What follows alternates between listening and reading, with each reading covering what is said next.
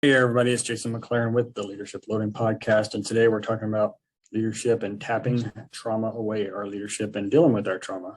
Our guest today is Maria Bonita Welsh, and she is a fearless femme coach, energy coach, and EFT practitioner, helping women create outer wealth through inner wealth, sorry. And she's overcome some PTSD herself, and we're going to talk about that and how you can move forward and get over that nervousness. So Maria, welcome to the show. Hello, Jason. How's it going? Thank you so much for having me. Definitely. So let's start talking about your background and how you got to what you're doing today. Yeah, so I used to be working as a high school teacher. I was working as a high school social studies teacher, and I'm married, and we were told we couldn't have any kids, but I ended up getting pregnant anyway. And at 6 weeks, I went for an abortion, but I did it in where I'm currently living in South America, in Colombia. And so it wasn't done in the way that it would have been done, my original country in the UK or somewhere else. And it left me with PTSD for about a year. And so the PTSD that I had, I'll describe it a little bit, was not super severe because it didn't get in the way of like every single, it wasn't an every single day kind of thing. But it was something where it's like, I would be drifting off to sleep and I would get a flashback and I couldn't sleep. Or I would walk down the street and I would smell something that reminded me of a hospital and it would come back. And it was this kind of anxiety attacks that would come on and stuff. And I'd had some practice with, meditation and, breath work and that kind of stuff. So I was already a little bit familiar with how to bring myself back, but I had no control over the triggers, right? And that's kind of the worst thing with PTSD. It's the trigger because you never know when it's going to come up. And I discovered this thing called EFT tapping, emotional freedom technique. Some people call it tapping, just for a friend was studying it. And I thought, you can practice on me if you want. And I ended up finding it really useful. So I decided to work properly with a practitioner. And I asked her if, we could work on this issue that I had. Not, with no expectations that would really make any difference, just because, I had nothing to lose, basically. And in just 1 hour of using this alternative therapy, everything disappeared. Since that day, I've not had a panic attack. I've not had a flashback. I've not had a trigger or anything. So from that moment, I've personally been studying it and become a practitioner myself. My business is based on using this as one of the main tools. And I've worked with lots of different people that have gone through sexual abuse, emotional issues, child abuse, and this tool. EFT tapping, if you want to do your own research online and stuff, it has about an 80 to 90% success rate. So it's incredibly effective, and it doesn't have to be administered by someone who is necessarily a psychologist or a doctor or has that kind of background. That's great. I was going to ask what the EFT stood for. And here where I'm at, it's electronic funds transfer as EFT. So I was like, what are we talking about today? So EFT and tapping, can you go a little bit more into that? I know you kind of briefly touched on it, but a little bit more into what exactly it is and how you move forward. Yeah, so EFT tapping, emotional freedom technique, it's based on Chinese medicine. So it's based on ancient medicine from thousands of years ago, similar to acupuncture and the idea that there are energy channels running through the body. And in EFT, we believe that every negative emotion or physical pain, because this can also be used for physical pain, is based on an energetical imbalance in your body. And when you're able to release it, it will go away, or it will dissipate, or it will lessen a big difference. You'll notice a big difference. And so it was discovered by accident, actually, by a psychologist who was working with a woman who had a fear of water. And he tried everything. He didn't know what to do with this woman. And he happened to be reading a book on Chinese medicine, and he asked her to tap under her eye. And she tapped under her eye and the fear went away. And so that's how they developed it. Obviously, each person, now that I've been doing it for a longer time, some people it works really fast, some people it takes a bit longer. But that's how it came about. And it is incredibly effective for many different types of trauma and all of the kind of external side effects. For someone who is binge eating or emotional eating, this is also a tool that could be used. Yeah, so you can use it for like fear or judgment or financial issues. Yeah. So there's a wider range of areas you can use it, right? Yeah. I use it with people for pretty much anything. Right. And so, how does the process work? Like, what is the first step? Like, they have a meeting with you and you talk about what they need to do, and you go into the process from there.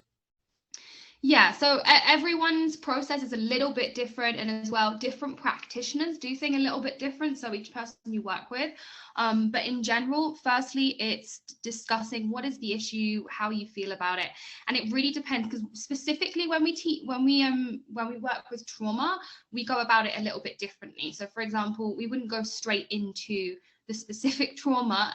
We would perhaps deal with the emotions around it, like I feel shame because I have triggers, or I feel frustration because I have these triggers, or we kind of go around it, so make sure that the person is always feeling really comfortable and does not end up then getting re-traumatized. That's what we want to avoid.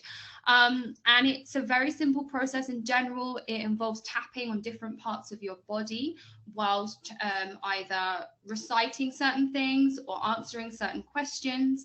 But there's many different ways to do it. There's even options for people, for example, who don't want to talk about it, because some people do not even want to talk about it. There's ways that you can do it without even discussing the actual issue or the actual trauma as well. And so I think a lot of people that are probably on the audience here are talking about reliving the trauma. They don't want to do that. And so how can they move forward without having to, I mean, you talked about not reliving the trauma, but how can they move forward? And I think you've kind of answered it. Get rid of that stigma of seeking help without worrying about being judged for that type of thing. Yeah, so I would say that if you want, you can even try this out for yourself on YouTube. There are videos. I wouldn't, try to treat yourself for a profound trauma through a YouTube video, but just to test it out and see if this is something that you like. On your general anxiety, you can test it out. If you feel like, okay, this is something that I want to develop a bit further, then I would seek out a practitioner, and you could work with them one-on-one. In terms of feeling shame about this, though, and in terms of not wanting to get help, I think there's a difficult situation, because I know quite a lot of people who have been through therapy and it didn't help them. Right. And they're like, I went through therapy. I said, I told all of my deepest, darkest fears, and I went through it, and I didn't get what I wanted to get. So I can really, really honor and respect people like that. But I would say that there are so many other options, and EFT that I'm sharing with you today is just one option of a variety. And when you open yourself up to just the possibility that there are other options that might be helpful alongside or instead of mainstream therapies, it really can have a big impact, because it is one way that you can begin to gain a bit more control. All right, that makes sense. And I think that's kind of what everyone's trying to do when they're looking at therapy. And now we have apps and that sort of thing, and your YouTube idea there, just kind of everything's on YouTube, and you can, like you said, test it out. Like myself, I'd go and look up things and I'll try it, and if it doesn't work, I'll try something else or go talk to somebody that knows more about it than I do. Yeah, and I have an entire YouTube channel with lots of different videos, and I have some just for anxiety or worry or fear of judgment, and just things that pretty much every single person on the planet experiences at some point in their life.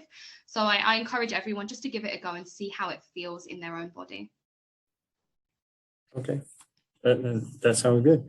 And so if you had a 1-minute leadership tip for your someone you were talking to about this, and you wanted to give them some advice, what would it be?